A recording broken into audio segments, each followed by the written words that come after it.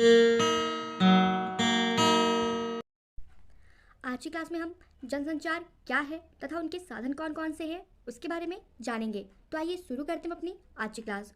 सामान्य रूप से जनसंचार माध्यम का अभिप्राय ऐसे अभिकरण से है जिनका प्रयोग विभिन्न प्रकार की सूचनाएं, स्पष्टीकरण, प्रश्न आदि को दूर दराज के क्षेत्रों में पहुंचाने का प्रत्येक व्यक्ति तक प्रयास करता है। इस प्रकार के साधन के अंतर्गत रेडियो, दूरदर्शन, समाचार पत्र, पत्रिकाएं आदि चीजें शामिल हैं। जब इन्हीं साधनों का प्रयोग हम शिक्षा के क्षेत्र में करते हैं तो इन्हें शिक्षा के साधन भी कहते हैं। इस दृष्टि से इनको गैर औपचारिक तथा अनौपचारिक साधन भी कहा जाता है। इन साधनों के उपयोग से शिक्षा से जुड़े विभिन्न उद्देश्य या शैक्षिक कार्यों को पूरा करने का प्रयास किया जाता है। उदाहरण के लिए राष्ट्र के परिप्रेक्ष्य में सबके लिए शिक्षा पहुंचाने का कार्य इन साधनों के माध्यम से पूरा किया जाता है। आधुनिक युग में जनसंचार शिक्षा को बहुत ही शक्तिशाली साधन माना जाता है। इन साधनों के माध्यम से बहुत कम समय में एक साथ बहुत से अधिक लोगों को प्रभावित किया जा सकता है। आइए जनसंचार के साधनों के बारे में जानते हैं। जनसंचार को मुख्यतः दो भागों में बांटा गया है। पहला मुद्रित साधन, दूसरा इलेक्ट्रॉनिक मीडिया। मुद्रित साधन क्या है आइए जानते हैं। आज हम अपने विचारों को समाचार पत्र एवं पत्रिकाओं, पैम्फलेटों आदि के माध्यम से जन जन तक पहुंचाते हैं। ये जनसंचार के मुद्रित या लिखित साधन कहलाते हैं। भारत में इस साधन का प्रयोग पर्याप्त मात्रा में हो रहा है। 31 मार्च 2009 तक भारत में 73,146 समाचार पत्र एवं पत्रिकाएं प्रकाशित हो रही थी, जैसे दैनिक समाचार पत्र, सप्ताह में 2 या 3 बार प्रकाशित होने वाली पत्र पत्रिकाएं, साप्ताहिक पत्र पत्रिकाएं, अन्य आवधिक व वार्षिक समाचार पत्र। आवधिक अंग्रेजी तथा भारतीय संविधान की 8वीं अनुसूची में शामिल 21 प्रमुख भाषाओं में प्रकाशित हुए। क्षेत्रीय भाषाओं तथा कुल विदेशी भाषाओं सहित 127 अन्य भाषाओं में भी समाचार पत्रों तथा आवधिकों का प्रकाशन हुआ। इनकी कुल प्रसार संख्या 2008 से 2009 में 25,79,53,373 प्रतियां प्रति दिवस थीं।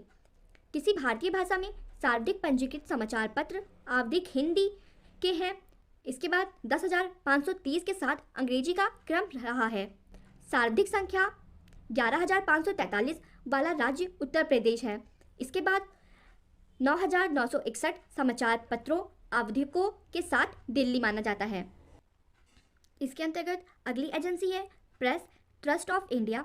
यह भारत की सबसे बड़ी समाचार एजेंसी मानी जाती है, जिसकी स्थापना 27 अगस्त 1947 को हुई।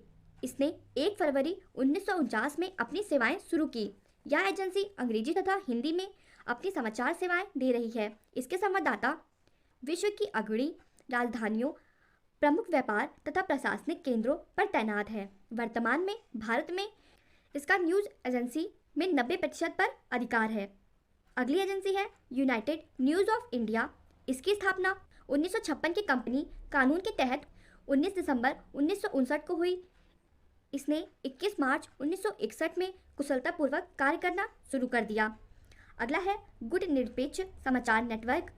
गुट निरपेक्ष समाचार नेटवर्क इंटरनेट आधारित समाचार और फोटो आदान प्रदान करने की एक व्यवस्था है, जो कि गुट निरपेक्ष आंदोलन के सदस्य देशों की समाचार एजेंसियों की व्यवस्था मानी जाती है। प्रेस ट्रस्ट ऑफ इंडिया सहित गुट निरपेक्ष समाचार एजेंसियों के समाचार और फोटो एनएन वेबसाइट पर अपलोड किया जाता है ताकि सभी को ऑनलाइन उपलब्ध हो सके। इसके अतिरिक्त अन्य एजेंसियां हैं भारतीय प्रेस परिषद, प्रकाशन विभाग, फोटो विभाग, भारतीय जनसंचार संस्थान आदि। अगला साधन है इलेक्ट्रॉनिक मीडिया। विज्ञान एवं प्रौद्योगिकी के विकास से कुछ ऐसे यंत्रों का निर्माण हुआ जिनके माध्यम से हम अपने विचारों को जन जन तथा दूर दराज तक बड़ी सरलता से पहुंचा सकते हैं। इनमें दूरदर्शन, रेडियो, टेलीफोन, फैक्स आदि प्रमुख हैं। इनको जनसंचार के इलेक्ट्रॉनिक साधन कहा जाता है। भारत में प्रसार भारती निगम ऑल इंडिया रेडियो तथा दूरदर्शन नामक निर्माणक तत्वों की सहायता से प्रसार का कार्य करता है। यह संस्था 23 नवंबर 1997 को स्थापित की गई। इस निगम में निम्न को सदस्यता प्राप्त है: चेयरमैन, प्रमुख कार्य अधिकारी, सदस्य, सदस्य पर्सनल, 6 आंशिक सदस्य, सूचना तथा प्रसारण मंत्रालय का प्रतिनिधि ऑल इंडिया रेडियो तथा दूरदर्शन के निर्देशक। इस निगम का मुख्यालय दिल्ली में स्थित है। इसके अंतर्गत अगला है ऑल इंडिया रेडियो। भारत में रेडियो का प्रसारण 1920 में शुरू हुआ था। इस समय यह अपनी सेवाएं निम्न चैनलों के माध्यम से प्रसारित करती थी, जैसे primary channel, national channel, commercial broadcasting service यानी विविध भारती, एफएम चैनल तथा बाह्य सेवा चैनल, एक्सटर्नल सर्विस चैनल। इस समय ऑल इंडिया रेडियो प्रतिदिन 1964 बुलेटिन प्रसारित करता था। ऑल इंडिया रेडियो 1998 में फ़ोन द्वारा सर्विस देना शुरू कर दी। तथा अगला साधन है दूरदर्शन। इस समय दूरदर्शन 23 चैनलों का संचालन कर रहा है या सैटेलाइट के माध्यम से DD sports, DD Bharati, DD India, DD Gyan Darshan और 12 क्षेत्रीय चैनलों को चला रहा है। तो आज की क्लास के लिए बस इतना ही। धन्यवाद।